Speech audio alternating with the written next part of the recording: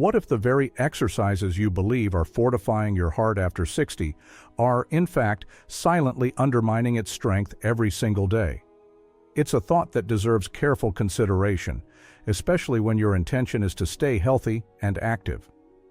My purpose today is to share crucial information that empowers you to protect your most vital organ. As we mature, our bodies, and particularly our hearts, respond differently to physical exertion. What once built strength might now introduce unnecessary strain.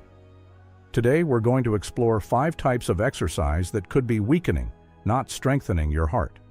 And importantly, for each one we'll discuss safer, truly beneficial alternatives. Because this is about moving wisely and cherishing your health. The first area of concern is high-intensity interval training, or HIIT. These workouts, characterized by short, explosive bursts of activity followed by brief rests, are widely promoted.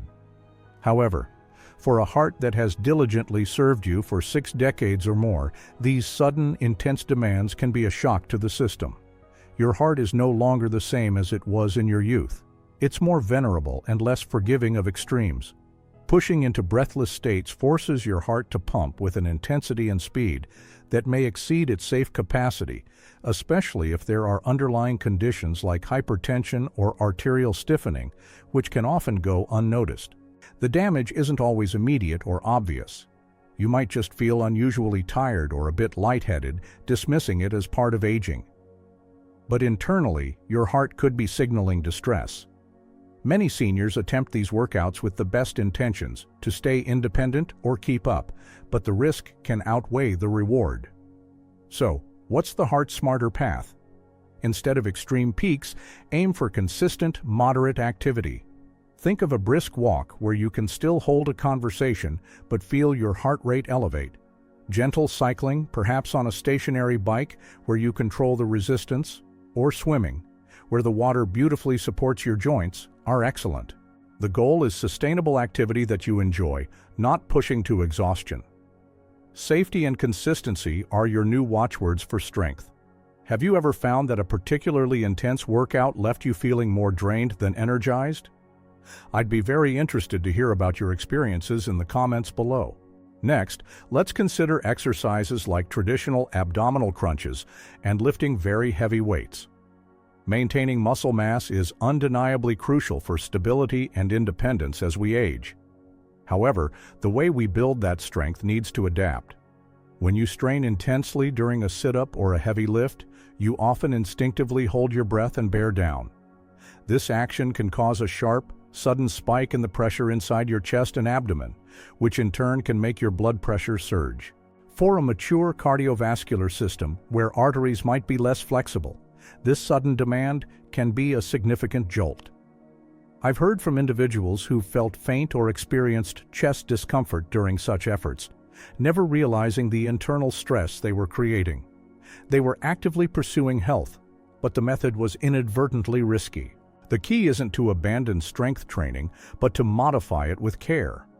Instead of pushing for that one heavy lift, try using lighter weights with more repetitions, focusing on slow, controlled movements that engage the muscles without undue strain. Resistance bands are a wonderfully versatile and joint-friendly tool.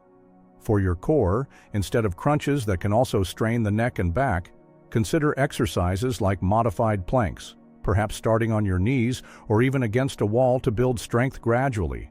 Bird dog exercises or gentle pelvic tilts are also effective and much kinder to your system.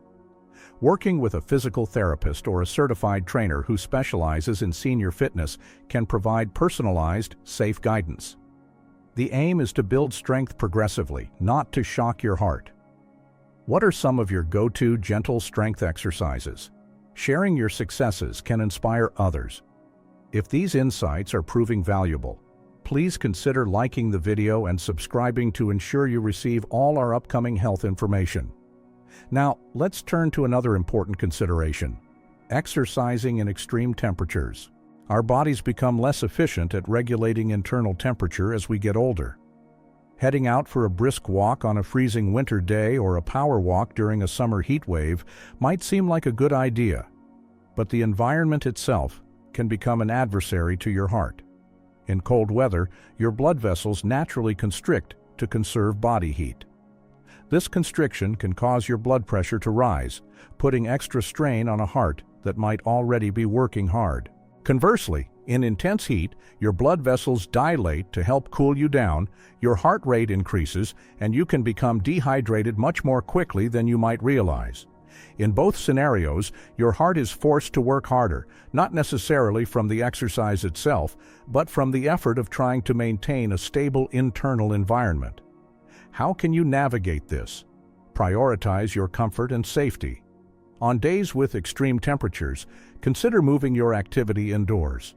A walk around a shopping mall, an indoor community track, or an online exercise class in your climate-controlled home are all great options.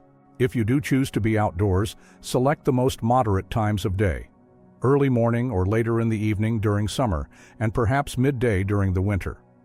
Always dress in appropriate layers that you can adjust, and crucially, stay well hydrated, especially before, during, and after exercise in warmer weather. Your workout should be a source of well-being, not a battle against the environment. Let's also talk about activities involving jumping, rapid movements, or sudden changes in direction. Exercises like jumping jacks, fast-paced aerobics, or sports with quick pivots can feel dynamic. But for a body over 60, they can introduce a level of instability and shock that your system isn't well equipped to handle. Our nervous system's reaction times naturally slow with age, our balance can be less certain, and our arteries may have lost some of their youthful elasticity. These quick, jarring motions can cause blood pressure to fluctuate unpredictably, potentially trigger an irregular heartbeat, or strain the body's ability to deliver oxygen efficiently. It's not about a decline in spirit, but an acknowledgement of physiological changes. For seniors, especially those with even mild, pre-existing cardiovascular concerns, such movements can increase the risk of an arrhythmia or a fall, which can have serious consequences. What are the more harmonious alternatives? This is where the beauty of controlled, fluid movement really comes to the fore. Tai Chi is exceptional, renowned for its benefits to balance, coordination, and gentle cardiovascular health. Water aerobics is another fantastic choice. The buoyancy of water reduces impact on your joints while still providing excellent resistance. Gentle, mindful stretching and modified yoga practices can also be profoundly effective, enhancing flexibility and calm. At this stage, true fitness isn't measured by speed or explosive power, but by the grace and control with which you move. Are there any movements you used to do easily that now feel a bit too jarring or unstable? Your insights are valuable. Finally, let's address exercising too late in the evening. While it's commendable to find time for physical activity, workouts performed too close to bedtime can interfere with your body's natural preparation for sleep, which is a critical period for heart repair and recovery. Even moderate exercise can elevate your heart rate, core body temperature, and stimulate your nervous system. All signals for alertness, not rest. As we age, our sleep patterns can become more delicate, and our internal circadian rhythms more easily disrupted. There's a very direct link here. Insufficient or poor quality sleep is associated with higher blood pressure, increased inflammation, and a greater risk of irregular heartbeats. You might be inadvertently trading vital restorative time for your heart for that late-night workout. What's the optimal timing for your heart's rhythm? Generally, exercising in the morning or early afternoon allows your body ample time to wind down before bed, supporting better sleep quality and more consistent energy levels. Reserve your evenings for calming activities that promote relaxation. Perhaps a gentle stroll after an early dinner, followed by reading, listening to calming music, or quiet conversation. The core message today is one of empowerment.